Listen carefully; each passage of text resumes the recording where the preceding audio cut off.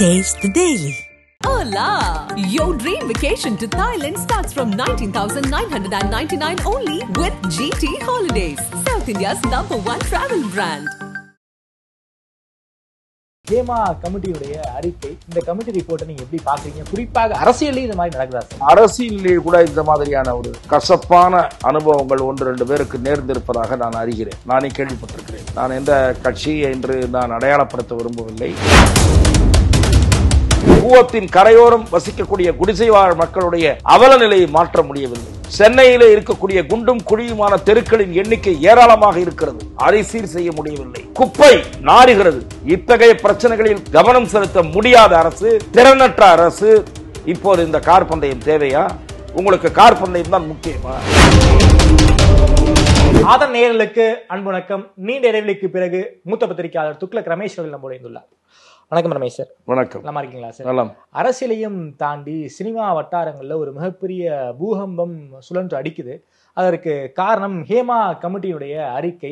அது கேரளாவில் கொளுத்தி போட்ட வெடி இந்தியா முழுக்கையும் வெடிச்சிருக்கு. குறிப்பாக திரைத்துறையில பணியாற்றக்கூடிய பெண்களுக்கு பாலியல் சீண்டல்கள் அதிகமா இருக்கு அப்படிங்கிற டிபேட் ஓப்பனா பேசுறாங்க. எல்லா திரைத்துறை சம்பந்தப்பட்ட பெண்களும் பேசுறாங்க. இந்த கமிட்டி ரிப்போர்ட்டை நீங்க எப்படி பாக்குறீங்க? குறிப்பாக அரசியலையும் இந்த மாதிரி நடக்குதா சார்? தமிழகத்தில் இன்றைக்கு பல்வேறு பிரச்சனைகள், மக்கள் பிரச்சனைகள் இருந்தாலும் கூட பத்திரிகைகள் இந்த செய்திக்கு மிகப்பெரிய அளவில் முக்கியத்துவம் கொடுத்து கொண்டிருக்கின்றன.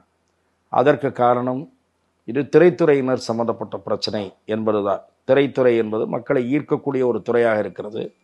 அவரவர்களுக்கென்று ஒரு அபிமான நடிகர் அல்லது அபிமான நடிகை என்று இருக்கிற ஒரு சூழ்நிலையில் திரைத்துறை மக்களின் கவனத்தை ஈர்த்திருக்கிற அந்த நிலையில் இந்த பிரச்சனை மீடியாவின் கவனத்தையும் ஈர்த்திருப்பதில் வியப்பில்லை.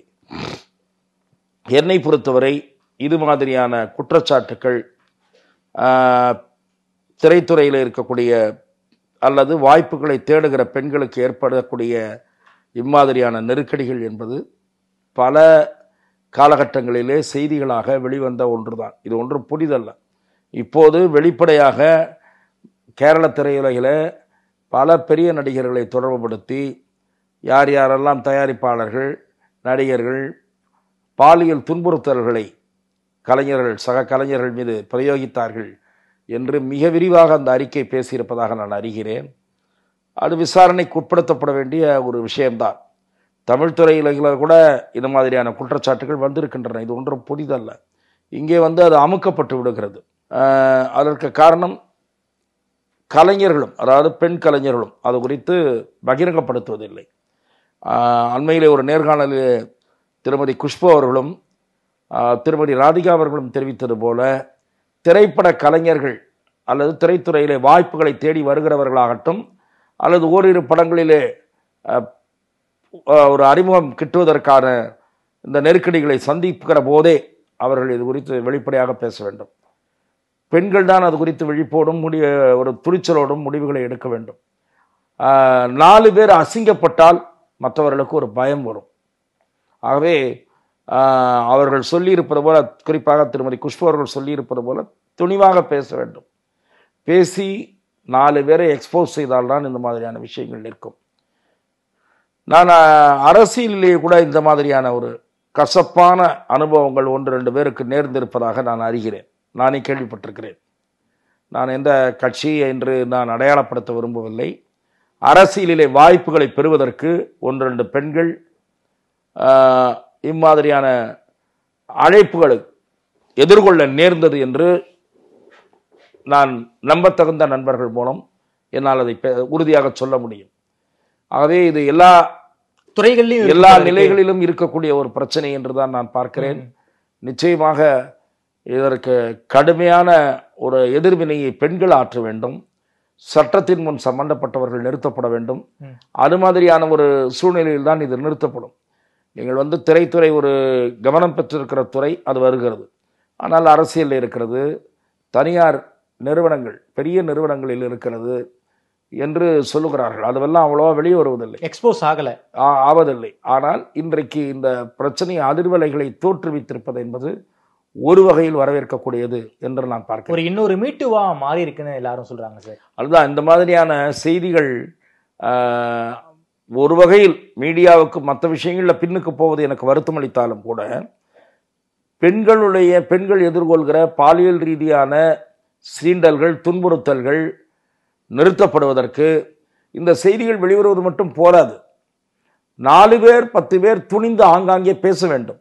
அத்தகைய பிரச்சனைகளை எதிர்கொள்கிறவர்கள் சம்பந்தப்பட்டவர்களை பொதுமக்கள் மத்தியில் அம்பலப்படுத்த வேண்டும், காரி உமிழ்ந்து அம்பலப்படுத்த வேண்டும். அப்படிப்பட்ட செயல்களின் மூலம்தான் இது நிறுத்தப்படும் என்று நான் பார்க்கிறேன். இன்னொரு பரபரப்பான செய்தி சார், சென்னையில் நடந்து முடிந்த ஃபார்முலா கார் பந்தயம் சனி ஞாயிறு 2 நாளா சிறப்பாக நடந்திருக்கு. இந்த ஃபார்முலா கார் பந்தயத்தை ஆதரித்தும் பேசுறாங்க, எதிர்த்தும் பேசுறாங்க. இந்த ஃபார்முலா கார் பந்தயம் பத்தின உங்களுடைய பார்வை என்ன சார்?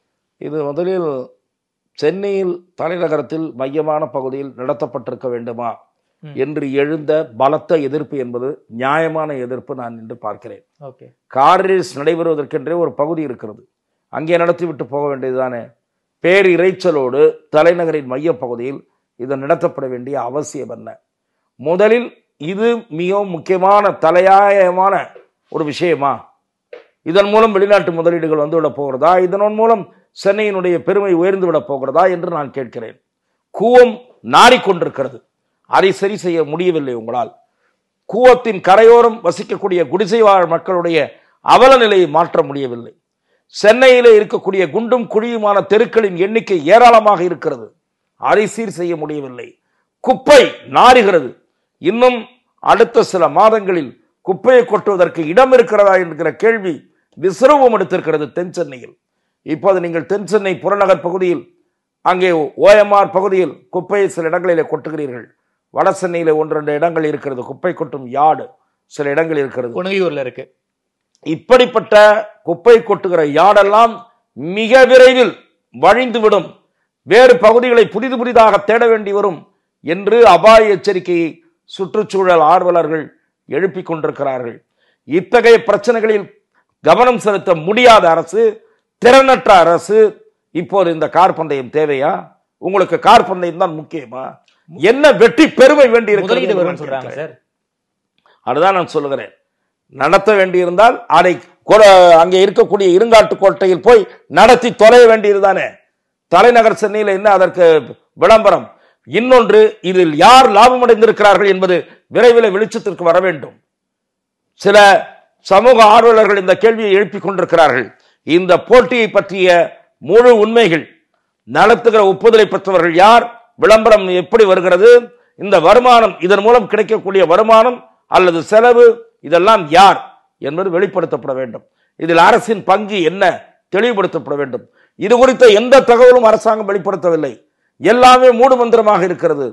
அப்படி என்ன உங்களுக்கு ஒரு கார் பந்தயத்தை நடத்தி பெருமை என்று நான் கேட்கிறேன். சார், விழாவை நடத்திய அமைச்சரை முதல்வர் பாராட்டி இருக்காரு சார்.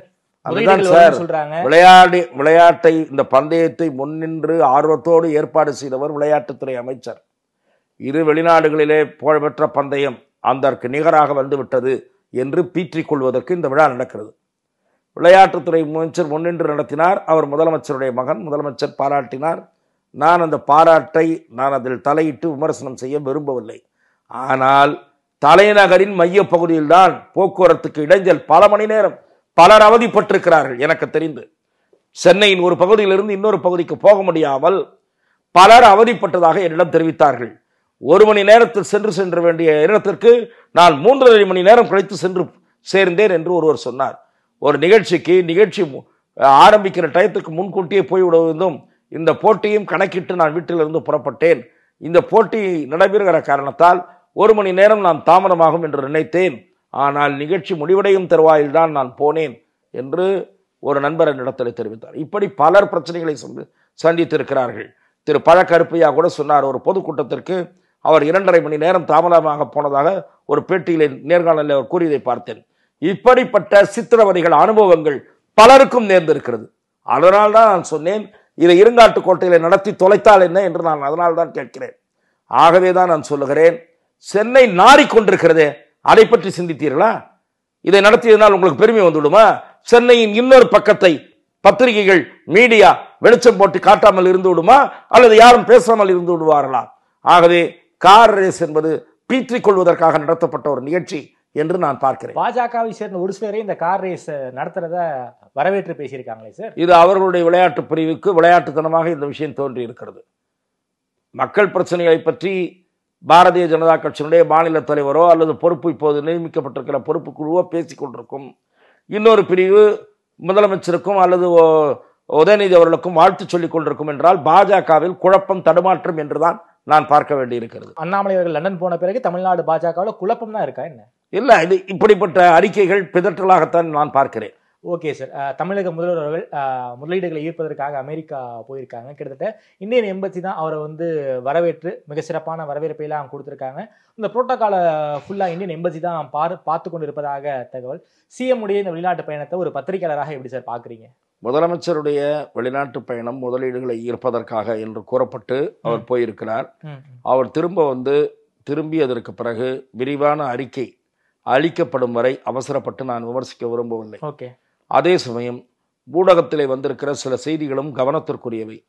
இப்போது ஓரிரு தொழில் நிறுவனங்கள் இங்கே விரிவாக்கத்திற்கு முன் வந்திருக்கின்றன என்று சொல்லப்படுகிற நிறுவனங்கள் ஏற்கனவே சென்னையில் இயங்கிக் கொண்டிருக்கிற நிறுவனங்கள் தானே தவிர புதிய நிறுவனங்கள் எதுவும் வந்ததாக தெரியவில்லை என்று சிலர் ஆதாரங்களோடு குறிப்பிட்டிருக்கிறார்கள். இந்த நிறுவனம் ஓஎம்ஆரில் இருக்கிறது, இந்த நிறுவனம் இந்த இடத்திலே இருக்கிறது என்று வந்திருக்கிறது. ஆனால் முழுமையான அறிக்கை ஒன்று முதலமைச்சரிடமிருந்து வரும் வகையில் நான் அவசரப்பட்டு எதுவும் சொல்ல விரும்பவில்லை. இப்போதைக்கு தமிழக அரசு அந்த பயணத்தை குறித்து பெரிய அளவில் விளம்பரம் செய்து கொண்டிருக்கிறது. அந்த விளம்பரத்தை நம்பி ஆகா ஓஹோ என்று கூறவும் நாம் தயாராகவில்லை. முதலமைச்சர் திரும்பி வந்த பிறகு என்னென்ன நிறுவனங்கள் முதலீடு செய்ய முன் வந்துள்ளன, அதன் மூலம் எவ்வளவு கிடைக்கும் என்று நாம் பார்க்க வேண்டும். எவ்வளவு முதலீடுகள் வரும், எவ்வளவு பேருக்கு வேலை கிடைக்கும் என்று நாம் பார்க்க வேண்டும். ஏற்கனவே போன துபாய் பயணத்தில் கிடைத்த பலன் என்ன, அதற்கு பிறகு அவர் மேற்கொண்ட பயணத்தின் பலன் என்ன என்பதையெல்லாம் சேர்த்து மொத்தமாக ஒரு அறிக்கை தமிழக அரசு வெளியிடுமானால் அது பொதுமக்கள் தெரிந்து கொள்வதற்கு உதவியாக இருக்கும். ரொம்ப நன்றி சார். குறிப்பாக தமிழ்நாடு அரசியல் தொடர்பான பல்வேறு கேள்விகளுக்கு ரொம்ப அறிவாக பதில் சொல்லியிருக்கீங்க. நேரம் கொடுத்து பேசியமைக்கு நன்றி ரமேஷ். வாய்ப்புக்கு நன்றி.